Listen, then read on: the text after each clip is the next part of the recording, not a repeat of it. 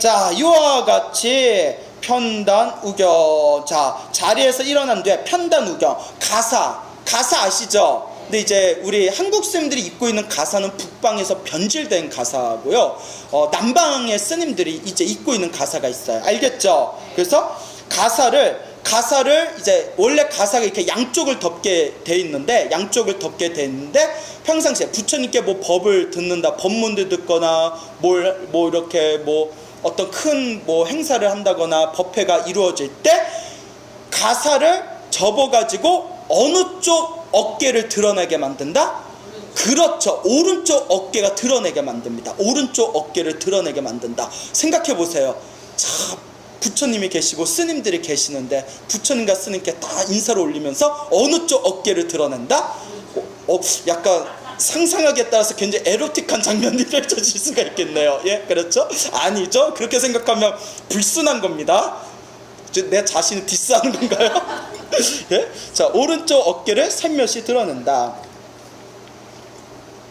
스님, 왜 오른쪽 어깨를 드러내는 문화가 있는 것입니까? 라고 했을 때 정확한 설은 아니지만 아마 옷을 덕지덕지 이렇게 이제 옷을 껴입고 있으면 안에 뭔가 무기라든가 흉기 같은 걸 가지고 있을 수도 있잖아요. 그렇죠? 근데 우리 사람은 무슨 손잡이가 대부분이죠? 인류는 오른손잡이.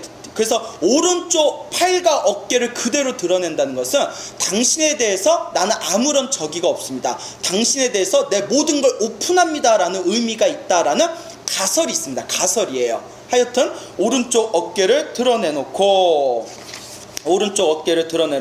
우술 착지. 어느 쪽 무릎을 땅바닥에 댄다?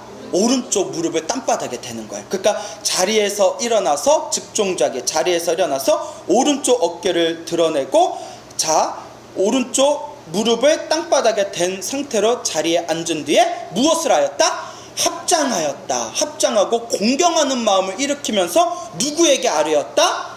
200불원 부처님께 아뢰었다. 자, 여러분, 자, 편단, 우견, 우술, 착지, 합장. 자, 합장까지가 합장, 바로 나의 몸을 정화한다는 의미가 담겨져 있습니다. 나의 무엇을 정화한다? 나의 부처님 앞에서 합장, 오른쪽 어깨를 드러내고 무릎을 꿇고 합장한다는 것은 우리를 치면 예배예요. 예배. 부처님께 예배하는 예불이에요. 예불 아시죠? 예불. 부처님께 예배 올린다. 그래서 합장이라는 것은 내 몸을 정화한다는 의미가 있습니다. 알겠죠? 공경은 무엇의 의미가 있을까요? 공경은, 그렇죠, 내 마음을 정화시킨다는 의미가 있습니다. 공경하는 마음. 자, 생각해 보세요. 우술 착지하고 합장 공경하면서 어이 붓다 이런 마음으로 어이 붓다, 그래 법을 설하려면 설하든가 말든가 이러면 이게 공경하는 마음이 아니에요. 아니죠. 마음이 정화되지 못한 겁니다. 정말 부처님 앞에서 합장 공경하고 부처님 앞에서 가만히 합장을 하면서 무릎을 꿇고 합장하면서 마음으로 오 거룩하신 부처님이시여, 부처님, 위대하신 부처님, 거룩하신 부처님, 이렇게 부처님에 대한 거룩한 마음을 일으키는 거, 이게 바로 공경심이고 여러분이 생각으로 지은 업장을 정화시켜주는 강력한 힘을 발휘합니다. 바로 공경심입니다. 그래서 우리 예불문 할 때 지심, 규명례, 삼계도사, 사생자부, 시아본사, 서가, 모니불 이렇게 예불문 하죠. 예불문 할 때 어떤 마음을 하세요? 그거 하니까 하나보다 하면서 왜 예불문은 절이 7번일까? 차라리 불타야중, 달마야중, 승가야중 3번만 하면 절 3번만 하면 되는데 왜 7번을 만들었을까? 이건 참고로 제 경험담이 아닙니다. 들켰나? 예불문 할 때마다 그냥 불타야중, 달마야중, 승가야중만 하면 안 되나? 예? 자, 예불문의 가장 중요한 핵심은 바로 뭐다? 공경심입니다. 공경하는 마음. 불법승삼보에 공경하는 마음. 그 200불원 부처님께 아뢰었다. 이것은 무엇을 정화하는 걸까요? 그렇죠. 구업, 입을 정화하는 겁니다. 구업. 자, 여러분, 우리 중생이 시작 없는 옛날부터 지금까지 살아오면서 끊임없이 몸과 말과 생각으로 끊임없이 업을 지었습니다. 맞습니까? 몸으로 업을 지었고, 생각으로 업을 지었고, 입으로 업을 지었습니다. 몸으로는 악업을 따져볼 때 몸으로는 살생을 했었고, 몸으로 누군가를 때렸고, 몸으로 무언가 도둑질을 했습니다. 이게 몸으로 짓는 악업입니다. 입으로는 누군가를 뒤에서 욕하고 이간질하고, 누군가의 말을 꼬아서 이야기를 해서 둘 사이에 회방을 놓고, 이와 같이 거짓말과 욕설과 옳지 못한 말로서 수많은 입으로 지은 구업들이 있습니다. 그렇습니까? 생각으로는 얼마나 더 많은 업을 지었습니까? 생각으로 지은 악업을 숫자를 만약에 헤아린다면 우주로도 다 담을 수 없다고 합니다. 여러분, 항상 이렇게 살아가면서 싫어하는 사람 보면 어떤 생각 나요? 쟤를 죽여버려? 땅에 묻어버려? 이런 생각 해요, 안 해요? 해요? 진짜? 야, 무섭다. 예? 그런 생각 하면 안 돼요, 안 돼요? 안 되죠. 생각을, 저 사람이 잘 안 됐으면 좋겠다. 저 사람 꼴도 보기 싫다. 에휴, 저딴 놈 망해버려라. 이런 생각으로 지은 내 수많은 생각의 악업들, 이와 같이 몸과 말과 생각으로 수많은 업을 지어왔습니다. 그래서 내가 전생에 선업을 많이 지었는지 악업을 많이 지었는지를 알려면 굳이 점쟁이 찾아가서 사주팔자 볼 필요 있다 없다? 없더라. 지금 내 상황을 가만히 보면 돼요. 내가 전생에 선업을 많이 지었나 악업을 많이 지었나. 내가 지금까지 살아오면서 내가 살아왔던 삶이 편안하고 안락하고 내가 원하는 일마다 잘 풀렸다면 내가 그만큼 선업을 전생에 많이 지었다는 증거고, 살아가면서 중간중간에 눈물 흘릴 일이 많았고 사람들한테 마음 다칠 일이 많았고 살아가면서 원하는 일이 별로 잘 이루어지지 않았을 때 내가 전생에 악업을 많이 지었구나라는 것을 판단할 수가 있습니다. 그래서 저는 불교를 운명을 바꾸는 법이라고 합니다. 내가 지금 살아가는 내 운명, 현재의 모습이 전생에 내가 지은 업의 결과라면 이번 생에 내가 또한 어떠한 선업과 어떠한 수행을 일으키냐에 따라서 나의 앞날이 바뀐다 안 바뀐다? 바뀌게 됩니다. 불교는 운명을 바꾸는 법입니다, 여러분. 지금의 말벌시대 중생들은 불교의 진정한 뜻을 몰라서 그냥 절에 가서 부처님한테 불전함에 그냥 지폐 하나 집어넣고 부처님한테 삼배 올리거나 갑자기 삼배하다가 오늘 컨디션이 좋은데 108배 콜 이렇게 108배 하고 나서 집에 왔는데, 집에 온 뒤에 며칠 후에 스님한테 전화해서 스님, 제가 거기 절에 가가지고 불전함에다 지폐도 좀 두둑하게 넣고 108배도 열심히 했는데 왜 좋은 일이 안 생겨요? 목미? 나보고 어쩌라고? 예? 아니 이 사람아, 이 불자 양반아, 전생에 우리가 지어놓은 악업의 숫자를 헤아리기가 어려운데 고작 부처님한테 108배 했다고 그 업장이 소멸되기를 바라는가? 그것이 바로 우리 중생심입니다. 그렇죠? 그래서 우리 젊은 불자들 참 그래요. 우리나라의 지금 청년 불자들이 점점 세력을 잃어서 정말 그 서울 시내 청년회를 보유하고 있는 사찰의 숫자도 점점 줄어들고 있는데, 솔직히 많은 분들이 스님들 너무 야속하다, 스님들 너무 조금 서운하다, 왜 스님들이 적극적으로 서울이나 지방의 큰 절에 스님들께서 적극적으로 청년회나 왜 이런 것들을 팍팍 밀어주질 않느냐라고 하지만, 그런 말 하지 말아라. 손바닥도 마주쳐야 소리가 난다고. 얼마나 청년회도 말벌시대 중생으로서 스님들을 얼마나 실망감을 많이 줬으면 그 스님들 에휴 청년회 키워봤자 영혼도 없고 그냥 될 대로 되라. 손바닥도 마주쳐야 뭐가 난다? 소리가 난다. 하지만 내 눈앞에 있는 우리 수행부장님은 참 열심히 하시는 분이에요. 그렇죠? 예, 자기 입으로 내라고 하니까 좀 그렇네요. 예, 그래요. 이와 같습니다. 내가 전생에 지은 업을 이번 생에 각고의 수행과 선업과 노력으로 바꾸어 나가는 게 바로 무엇이다? 불법이다. 그거 법문을 많이 듣고 경전 공부를 해야 돼요. 경전을 공부하면 지금 이 사람이 어떠한 상황에 처했을 때 부처님께서 이 중생은 전생에 어떤 업을 졌기 때문에 이러한 과보를 받는 것이다, 이런 게 몇백 가지 이야기가 펼쳐져요. 몇백 가지, 몇천 가지 이야기가 펼쳐집니다. 예? 그리고 이 힘들고 괴로움에 빠진 중생이 열심히 기도하고 선업을 해서 이번 생이나 혹은 다음 생에 아주 고귀한 몸으로 다시 태어나서 아주 강력한 선업의 행복을 향유하는 내용이 수백 가지 이야기가 펼쳐집니다. 수천 가지 이야기가 펼쳐져요. 그러니까 자꾸 그러한 부처님의 말씀을 공부해야 됩니다. 그래야 신심이 나요. 그렇죠? 알아야 신심이 나요. 그러니까 자꾸 들어야 됩니다. 맞습니까? 이런 것을 생각해 볼 때 참 이 말법 시대 중생들, 이 사바세계 중생들 정말 안타깝다. 무슨 저는 안 본 지 벌써 몇 년이 넘었지만 무한도전이란 프로가 있답니다. 무한도전이란 프로에서 무도가요제를 했답니다. 예? 무도가요제를 하나? 먹는 무? 예? 자, 무도가요제를 하는데 어제 했었나요? 하도 사람이 8만 명인가 7만 명이 모였답니다. 근데 도저히 사람들을 다 이렇게 그 사람들을 그 체육관에 시설에 이제 모두 다 들어갈 수가 없어서 경호원들이 제지를 하니까 그 옆에 있는 등산로를 막아놓은 등산로를 뚫고 2시간 산을 타서 몰래 경기장으로 몰래 들어가서 무도가요제를 봤다. 이런 것을 제가 본 적이 있습니다. 예? 막 지방, 서울에서도 가고 지방에서도 가고 제주도에서도 오고 7, 8만 명이 모였답니다. 이와 같이 소중한 부처님의 가르침을 설할 때는 개미새끼 한 마리 안 보이는데, 예? 진짜 금강경을 세법한다, 법화경을 세법한다 하면 정말 몇 명의 불자조차 모이질 않는데, 고갓, 극갓이라고 표현하면 연예인들을 싫어하렵니까? 예? 사람의 감각적 욕망을 자극시키는 그런 가요제 같은 게 열린다니까 수없는 사람들이 거기에 몰려드는 것을 봤을 때 한 사람의 수행자 입장에서는 이와 같이 우리 중생들이 진리를 향하는 마음이 이와 같이 참으로 박복하구나 라는 것을 느꼈습니다. 동감하십니까? 이런 말법 시대에 여러분, 이건 빈말이 아닙니다. 이런 말법 시대에 여러분들 같이 그래도 불법 좀 공부하겠다고, 부처님 가르치고 공부하겠다고 자발적으로 온 것 자체가 여러분들은 전생의 성근이 깊은 거예요. 예? 어쩌다 오늘 하루 오신 분은 일단 제외 일단 제외, 이렇게 꾸준히 오신 분들은 정말 그래도 성근이 있는 거예요. 저는 부처님의 가르침에 입각해서 그렇게 얘기합니다. 그런데 솔직히 불교가 재미가 없어요. 왜 재미가 없냐? 왜? 가요제 같은 거, 음악 중심, 뮤직뱅크, 예?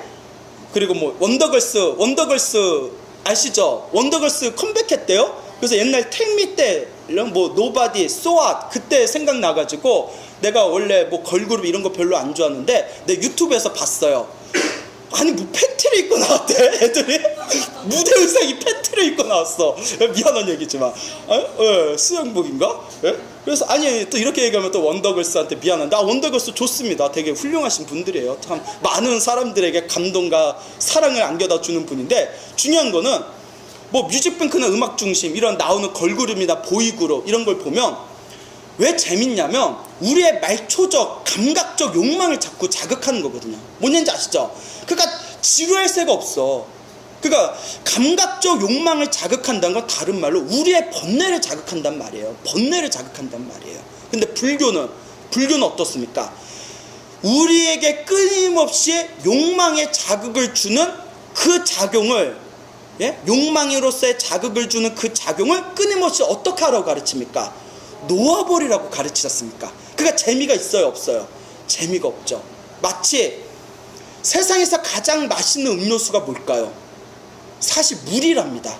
가장 건강하고 최고의 음료수는 사실 물이랍니다. 근데 사람들이 아이들일수록 감각적 욕망을 즐기는 존재일수록 물을 선택할까요? 콜라를 선택할까요?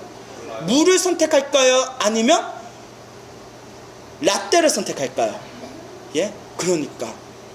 근데 정말 몸이 맑아지고 몸이 담백해지면 결국은 무엇을 즐겨 찾게 될까요?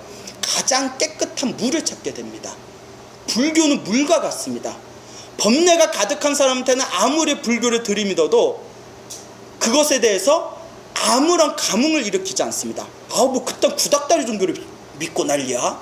예? 야 불교, 야 그거 다 그 머리 빡빡 깎은 스님들이 목탁 떡떡떡떡 치는 게 뭐가 재밌다고. 야 그 금강경 그거 알아듣지도 못하는 그 금강경, 야 금강경 공부하면 떡이 나와 밥이 나와. 그런데 정말 마음이 담백하고 순수하고 정화된 사람들은 절에 가면 평온함을 느낍니다. 금강경을 읽으면 마음의 고요함을 느껴요. 불교를 공부하면 마음에서 환희심이 느낍니다. 불교는 마치 뭐와 같아서? 물과 같아서. 예? 그래서 우리 언어 문화는 하나의 거대한 새로운 변화를 하나 만들어내야 된다고 생각합니다. 여러분, 우리가 가끔 말싸움 할 때 상대가 나를 무시하는 것 같은 느낌이 들 때 우리가 뭐라고 해요? 그렇죠. 너 나 물로 보냐? 그런데 너 나를 물로 보냐라는 말을 불교적인 입장에서 재해석하면 이거는 엄청난 칭찬입니다. 너 나를 굉장히 맑고 순수하게 보니? 라는 뜻으로 재해석될 수가 있는 겁니다. 너는 나를 마치 물과 같이 맑고 깨끗하고 순수하게 보는구나. 맞아, 나는 물이야. 야, 나는 너를 물로 봐. 우리가 친구 사이에 친구한테만 가서 해보세요. 야, 나는 너를 물로 봐. 그럼 친구가 무슨 생각을 할까요? 이 자식 나한테 시비 거는 거나? 하지만 불교적 재해석의 경지에서 펼쳐진 나는 너를 물로 봐라는 말은 나는 너를 깨끗하게 정화된 이 세상의 고귀한 존재로 봐 라는 의미로 우리가 변환시킬 수가 있는 겁니다. 동감하십니까? 표정은 안 그런데 그래서 불교는 마치 뭐와 같다? 물과 같다. 그래서 우리는 뭐와 같은 삶이 돼야 된다? 물과 같은 삶이 돼야 돼. 물과 같은 삶이 돼야 돼요. 더러운 것을 닦을 때 뭘로 닦아요? 물로 닦잖아요. 물과 같은 사람이 돼야 돼요. 정말 갈증 날 때는 무엇을 마셔야 돼요? 물을 마셔야 되잖아요. 물과 같은 사람이 돼야 됩니다. 물이 투명하고 투명해지면 무엇과 같은 존재가 될까요? 허공과 같은 존재가 됩니다. 허공. 결국 물도 결국은 눈에 보이고 손에 잡히는 유형의 물질입니다. 나중에 정말 최고의 경지에 이르게 되면 뭐와 같은 존재가 된다? 공기와 같은 존재가 된다. 공기와 같은 존재가 된다. 허공과 같은 존재가 된다. 이것을 기억하시기 바랍니다. 알겠죠? 이와 같은 입장에서 봤을 때 내가 과거 전생에서부터 몸과 말과 생각으로 수많은 악업을 저지르면서 여기까지 내가 지금까지 끊임없이 태어나고 죽는 것을 반복했구나. 그런데 내가 전생에서부터 지어놓은 선업에 한 가닥 뿌리가 있어서 이번 생에 내가 마땅히 부처님의 가르침을 만났으니 이번 생에 사람으로 태어나기 어렵고 불법을 만나기 어렵다고 하는데 내가 이번 생에 사람으로 태어나고 불법을 만났으니 이번 생 절대 헛되이 보내지 않고 내가 몸과 말과 생각을 청정하게 정화시키고 열심히 선업과 수행의 길을 걸으리라 라는 마음을 하루하루 일으키셔야 됩니다. 알겠죠? 그래서 몸과 말과 생각을 정화하라는 강력한 메시지가 어디에 담겨져 있다? 금강경에 담겨져 있다. 그래서 편단, 우경, 우술, 찹지 합장하는 이 모습은 나의 몸을 정화시키는 작용이고 부처님을 향한 한량없는 공경하는 마음을 일으키는 것은 나의 생각을 정화시키는 작용이고, 맞습니까? 부처님을 바라보면서 부처님께 아뢰는 이 부처님께 진솔한 마음으로 부처님께 아뢰는 나의 이 말의 작용은 바로 내가 입으로 지었던 악업을 정화시키는 그러한 의미를 담고 있다라고 여러분들은 이해하시길 바랍니다. 알겠죠? 그래서 우리가 삼업을 정화시키는 것은 첫째, 몸으로 지은 업을 정화시키는 것은 절이 좋답니다. 절.